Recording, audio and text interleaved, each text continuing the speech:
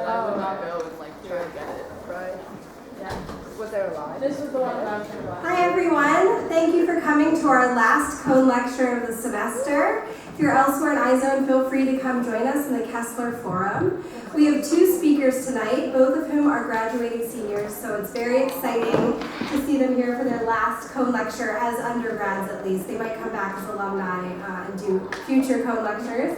So first up we have Amna Arain, who is a senior but also doing Take 5. She'll just be abroad next year in Greece. So to me a senior because we're losing her. And she is a history major. Her talk tonight is the impact of semantic diversity through multilingualism. After Amna's talk, I'll introduce our second speaker, and then after both talks, we'll have time for questions and discussion. Thanks for coming.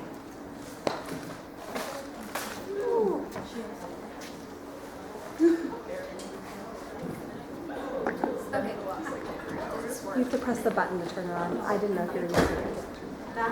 Okay. Hi, everybody. Hi. Okay, so today my presentation is on the impact of semantic diversity through multilingualism. And obviously getting off to the start of what is semantics. Semantics is a very, very broad academic term of basically saying it's a linguistic branch that is concerned with logic and meaning, which some people argue is the entire point of language. So it is a very vast subject, and therefore it has a lot of branches in itself. So to make it make more sense, there's some branches of semantics. There's formal semantics. So the logical aspects, if you make references or any type of implication when you're speaking, so if you use phrases like, it's raining like cats and dogs outside, that is a formal semantic expression. You are twisting language to have a meaning, it's just implied, it's encoded in something. There's also very plain semantic tools that you can use, so lexical semantics, the actual words you're using, what are their vocabulary definitions? If you use two words together in a sentence, does it have a specific connotation in society? You know, it can be something very basic like encoding words, like actually breaking down how you spell words, to the general societal implications of using certain terms. Very, very broad. We're gonna break it down, and again, I'm just talking about multilingualism kind of from a broader perspective through multilingualism. Multilingualism is obviously if someone speaks more than one language. It doesn't matter if you learned it when you were older. It doesn't matter if you were born speaking 2 to 3 languages or if you grew up and you learned other languages. Multilingualism just means at any point in your life you have learned more than one language. And connecting this into semantics is very interesting because there are 2 ways you can do it. The first, you can do it through a neurological perspective, and the other is you can do it through actual social implication. So for example, the National Institute of Health, which is the government association, did a study. It's kind of an old study now. My high school Spanish teacher used to love it, so if she used it a lot, then it's probably like a decade old. So it's basically what they found. This is from their abstract. It says neural networks involved in first language processing seem to be fundamentally the same for monolinguals and bilinguals. That essentially means that if I speak more than one language and Amy speaks only English, the way we learned our first language, our brain pattern is the same. We both learn one language, there's one thought process, but when I learned my second language, my brain activity didn't follow the same pattern. My brain took a different route and it made new neuron connections, and therefore I technically have more brain activity than Amy. Got a call out. But when a bilingual or multilingual person learns a second language, they just automatically have increased brain activity no matter which way they learn the language. So that's a neurological aspect. Socially, there was a related study done to that, and it said bilingual people show signs of being more emotionally intelligent. I didn't like this study a lot because it uses stuff like that as facts, even though it's more of a social implication. But essentially what the study is saying is that the pattern of learning a language, it automatically opens bilingual or multilingual people to accepting and understanding different thought processes, and therefore it's kind of easier to put yourself in someone else's shoes. So if you learn a language, you're basically immersing yourself in differences. Whether it be English or any other language, you're learning cultural context, you're literally moving your mouth in a different way, you're learning new vocabulary. It's just easier to understand differences if you completely taken on a blank slate and learned how to think again. Because that's what learning language is. You're learning how to think again from a brand new perspective. So what does that even have to do with public speaking? Related to public speaking, a lot of people who know more than one language, especially if they come to the Western countries in Europe, like the UK or to America, and they learn English, it's very, very daunting. But the actual fact is that if you are multilingual and you're learning any other language, you have the potential skill set for an insane amount of semantic diversity. And what that means is that if you're learning if you already know a language and you're learning another one, you just are going to think very differently than a native speaker. And some people get very discouraged about that because technically you're never going to speak like a native speaker, but you can speak in a far more interesting manner. You can use a lot of more different phrases, you can use different vocabulary. You're going to learn the language literally, like semantically, but you're going to be more creative with it. As an example, this is an overused, I think, Japanese word that a lot of people, it's become into pop, it's kind of a thing in pop culture, but it's called komorebi, which basically means the sunlight when it's filtered through trees, and it's talking about, it's very specific to the rays of the sun rays when it filters through trees. Very specific word. It also has a cultural context in that it's used a lot in Japanese poetry. I studied a little bit of Japanese history, so I know it's used in like the Meiji Restoration era, which is a very specific word. It's used in a historic period where Japan was going through like a revolution of thought. And it's very poetic. It almost has an emotional attachment to it. So if I only tell you the visual aspect in English, you're not going to understand what the word actually means. So if someone knows Japanese and they're trying to explain this word in English, they have to use a lot more of semantics to just explain this. They have to explain it emotionally, visually. They're probably going to play with the grammatic or sentence structure because in Japanese you don't actually conjugate verbs. So they're going to explain it in a totally different way, and it's going to help you. They're going to use way more brain activity, and they're going to try to help you understand it in a different way. And it's just more interesting because it's a way that I would not think that this is an actual singular word, because for me it's an entire paragraph to understand what this means. So if a Japanese person is learning English, it's just going to be far more engaging when they talk because they're going to speak in an entirely different manner. And to make it more personal, that's my mom, and that's my dad. And my mother speaks neither her first nor her second language is English. So she speaks a couple languages. And her first language is Farsi, because she was born and raised in Iran. And my mom has always been very conscious of her pronunciation or her accent, even though she's been here for a while. And one thing I notice is that when people come over, they'll say, your mom speaks very poetically, or your mother speaks very eloquently. And I never understood that, because no offense, when I was little, I thought my mom spoke a little oddly in English, because it wasn't her first language. But when I started listening to my mom, I noticed that she has incredibly diverse semantic capability. And the phrase that's written in Farsi up there, which is gul pashto ro nodori, which basically means a flower has neither a front nor a back. And it has a lot of cultural context to it, because in Persian culture, if you turn your back to someone, it's kind of rude in any sense. When I enter a room, I'm very conscious of who my back is to and who is not. And that's why a lot of times in Persian settings, the house, and everyone always sits in a circle, so no one's back is to anyone. But inevitably, if I'm sitting on a bus, there's going to be someone behind me. So like if you go to Iran, people will actually turn around and like say to you, I'm so sorry my back is turned to you, when they're on the bus. And the person will reply with, a flower has neither a front nor a back. And it's a dramatic way of saying, I don't mind that your back is to me. Like, a flower is very beautiful from all angles. I don't care that your back is to me. So when I was younger, I remember my mom made a friend in our neighborhood. And she came over and she said something like, I'm so sorry, I'm so sick, I know I look like gross right now. And my mom said, I literally saw her trying to translate this, and she said, yeah, no, flowers don't look bad. And the woman was like super confused, and she was like, okay, that's great. And then I noticed as my mom got old, like, as my mom lived here for longer, she still uses this expression. It just makes sense now. Because semantically, she has learned to incorporate it in her vocabulary. So now she'll say, if someone says, like, oh, I'm so sorry my back is turned to you, she says, oh, I don't mind, you're just like a flower. You're like, you're pretty from all. She makes it so it culturally has context. And that's the whole point of semantic diversity, is that, especially if you come from a multilingual background, it's very hard to merge your differing identities, but in the end, you're just gonna have a wider range of how you speak. And in public speaking, it's a great opportunity to do that, because in literature, it's a bit more rigid. You have to, looking at grammar is way more rigid than actually speaking it. If I use run-on sentences when I'm speaking and I'm using it to build off of what I'm saying, if I'm using rhetorical questions, if I'm going on and on, it can be engaging. In literature, it's a bit confusing. So I think public speaking in conversation and actual presentations, it's a great way to actually merge your multiple identities. It's a great way to play with how you use semantics, and especially if you speak more than one language, you already have the brain capacity and the brain activity to do it. So if you put in a bit more effort, you actually will have the semantic capacity to say what you're thinking in different words. That's it.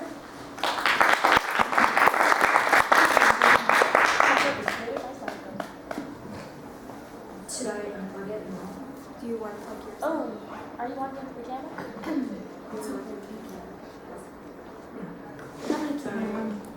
I can be actually. Do you want us to do it from here? Yeah.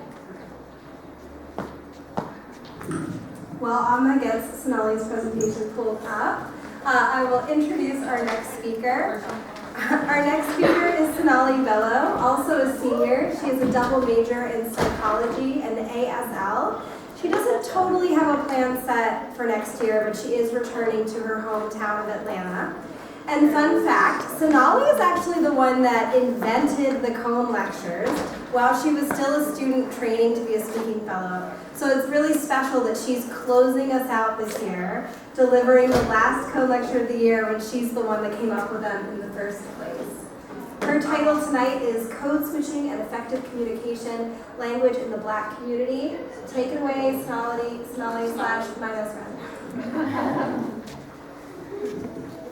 Okay, I don't like the way microphone sounds, so I'm not going to use it. You can turn Unless it I have off. to? You don't have to, but just turn it off so It's it off. doesn't get feedback. You're good. It's off. You would think that making these meant that I didn't have to do one. But Amy says they're required for all fellows. So here I am. Hi guys, mostly fellows. Hi, Sonali. And then you guys. You three. Yeah. If you've seen this, no you haven't. This is the first time I'm presenting it. Okay? Well, like Amy said, code switching and effective communication, language in the Black community. It applies to all communities, but so. Let's get into it. So, our roadmap, this is what we're talking about really quick. We're going to talk about what code switching is. We're going to talk about the fact that there are different arenas that you can use code switching. We're going to talk about effective communication, the other topic of this lecture, and then if and how they intertwine. And there's interaction throughout, guys. So let's get into it. Do y'all like my transitions? I like them a lot. I came up with them myself. That's okay. So what is code switching? That's a lot. Code switching is kind of going off of Amna's presentation. 10 out of 10 job, loved it by the way. But it's altering between more than one language. Usually it is technically the same language, but the utilizations and the specifics of the language are what change. It's the colloquialisms, it's the exact diction, even sometimes the tone that you use when you're talking.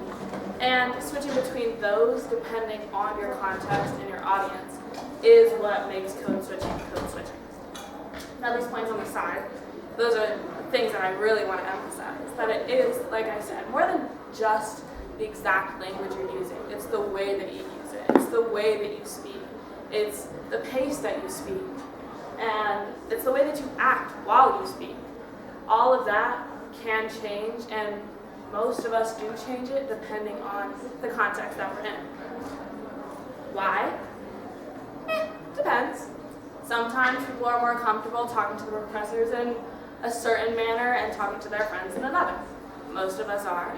But sometimes it goes deeper than that. Sometimes people feel the need to cut their hair for a job interview or change their outfit when they're going to a party. Something like that. It all depends on the setting, and it's all very variable. So why is it important? It's got a lot of reasons. And I will say right now, especially with the things we know about AI interviews and the way that who we are as people and everything down to the way that we speak is kind of a hot topic. It's very divisive and very iffy, but it is still an important topic, and whether you are pro or anti code switching, it's still important to talk about. Remember, like I said, there's pro and anti.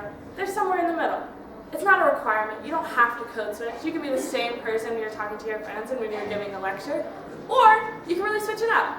It's up to you, and as long as you're effectively communicating, it shouldn't really matter the way you do it. Keep that in mind. You like the color changes too? Anyways, like I said, there's personal and there's professional ways to code switch. There's a lot of different examples. This one's particularly apt to some people in the audience. I won't name names, but but there's a lot of different ways that we change the way that we act, change the way that we speak. And all of them have different implications and different uses. Like I said, the colloquialisms that you use when you talk to your professor versus when you talk to your friends are going to be different, whether that's because you want to be seen in a different light or because you want to express yourself in a different way. This is specifically for the Black community or about the Black community, so AAVE is something that we use a lot colloquially, but isn't typically used in, say, a paper or in an interview. The way we greet each other, there's varying levels of professionalism. If I was to walk up to Nene while she's at work, I'd probably go like that. But I don't think I'd necessarily do that to Amy when I was her student. Actually, I probably would have, but maybe somebody else wouldn't. Like I said about hairstyles. Carrots. And there's so many other examples. If anybody has anything you want to shout out, feel free, but no pressure. Okay. So effective communication. What even is that? Quite literally, effective communication is defined as conveying your ideas or information clearly and precisely to ensure that your message is understood without ambiguity. Literally, that just means that you say what you think and feel, and everybody else understands you. And it sounds simple, but we all know how hard that can be. It's not just about speaking, but it's also about listening. You need to be able to listen to people when they talk to you if you want them to listen when you talk to them. If Nene's talking to me, and I'm like, I don't know, watching what's happening in the IT center instead, but then I turn around and I try to tell her exactly what's happening in the IT center, more likely than not, she's not going to listen to what I just said, because I didn't listen to what she just said. The same thing goes when you're talking to anybody in any context, in any type of way. And keeping that in mind when you're thinking about the way you talk is how it's going to be better. You need empathy. It's the same vibe. It's reminding yourself that whoever you're talking to, doesn't matter how they're speaking to you. If I keep using you just because you're looking at me, but if Nene is speaking to me and she's very professional, she's very, don't raise your eyebrows. She's not doing that, but she's very professional, very poised, very put together. And I'm like this. That doesn't mean that we can't have an effective conversation. It doesn't mean that our points can't go across to each other. But as long as we're respectful and we're empathetic and we're listening to each other and we're really trying to understand what the other person is saying, there really shouldn't be any barriers. Thanks. So, I don't know about you, but I think that these aren't mutually exclusive. But some people may. What do you guys think? That's okay. I put two options on there for you, so you didn't have to think of this yourself. I'm more so on the yes duh side, like I said. I think it's very okay to use code switching, and I think that a lot of us find it very comfortable. I think that, like, we all nodded, everybody in the audience that I saw nodded and said that when you talk to your professor, it's more likely than not, you're going to be speaking differently than when you talk to your friends. And you may not consider that code switching, but it is. At the end of the day, you're changing the way that you portray yourself linguistically just to be understood or heard in a different way. And it's not that it changes the things that you say exactly, it doesn't change your meaning, but it'll help you feel more comfortable if that's what you like. Now if I was talking to Amy, I'm not doing that. But maybe if I was talking to a professor I didn't know so well. Like I said, it can be comfortable for many different reasons, but helping others understand you or feeling better connected to others around you is a big reason why people code switch. If Nene and I are walking around and somebody talks to us who may not look like us about something that we may not agree with, I might tighten it up a little bit and speak to them a little bit differently. And Nene and I can go ahead and move on and connect about that. And the fact that we feel the need to do that, the fact that we probably would do it in the same way. And a lot of people do that, a lot of people share that experience, and that doesn't mean that there's anything wrong with the way that you may naturally feel like you want to express yourself, but sometimes it makes you feel just a little bit safer. And sometimes people use it to have a more controlled perception of themselves. This is very strong, like in academia. It's the same vibe of why you change the way you speak with your friends versus professors. If I wanted Amy to see me solely as a really focused and hardworking and academically driven student, maybe I wouldn't have just been me. But, that's neither here nor there. Because sometimes that is more comfortable. Sometimes that's what you want to do. Sometimes if you're in a job interview and you want to look like maybe a specific demographic of people, and you want to feel more connected to them or make them feel like you seem more connected to them, you change the way that you present yourself a little bit. And again, that's not a bad thing, but maybe it'll help you feel more confident, make you feel more comfortable, and thus maybe you'll do better. Whoa. But like I said, maybe some people don't necessarily agree that code switching is, hey baby, now that you're here, I'm going to call you out when I need an example. Some people may not agree that code switching is necessarily the most productive or necessarily the best way to effectively communicate. And those people might say that it's because if you change the way you speak, you're not being authentic to yourself or your ideas or anything like that, which to each his own. Sometimes it can feel like you're perpetuating negative stereotypes. Maybe if you go into a workplace, and again, this is specifically about Black language, if I went into a workplace and I struck every single use of AAB from my vocabulary, then it could feel like to be professional, you can't use colloquial language, which is not accurate and is not something that I'd want to promote, but it could feel like that if that's what I did.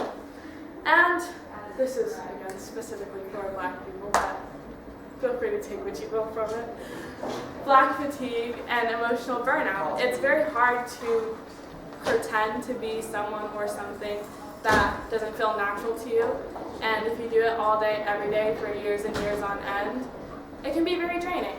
And that's not necessarily the only reason that you shouldn't code switch, or that's not necessarily a reason to say that code switching is bad, but it is something that you have to think about if code switching does make you comfortable, and if code switching is something that you engage in, whether it's consciously or unconsciously. Thanks for listening, guys.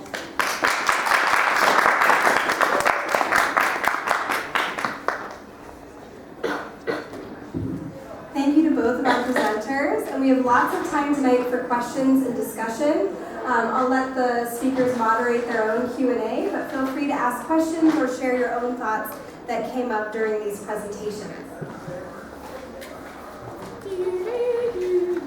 Give them a second to think. Sorry. Goodness.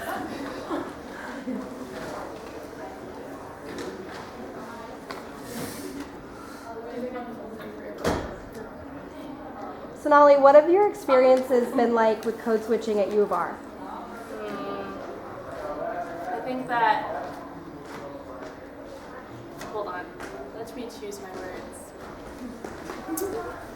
I think that U of R is a very interesting place because it wants to be progressive very bad. And especially within the center, we have a very interesting dichotomy of the people who we talk to don't feel the same way. It seems most of the time that we try to make them feel. And so it's really just been finding a balance between telling people, or trying to find the line between where am I telling people that it's okay to code switch and that you really don't even have to, you can just speak authentically to you, however that may look, versus trying to force people to speak in a way or hear me in a way that they don't necessarily want to. But it's been a fun challenge, so I don't mind it, if that makes sense. That's been my experience with code switching as a whole.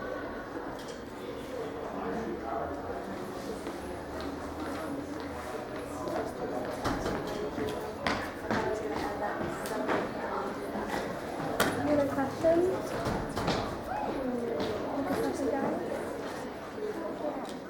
I've got a question for you. What are you more interested in personally between the two different forms of semantics that you were talking about? I'm always usually more interested in social history, so I would say socially. But it's socially. I just like the neurology thing as a superiority thing. Yeah. So I would say social history.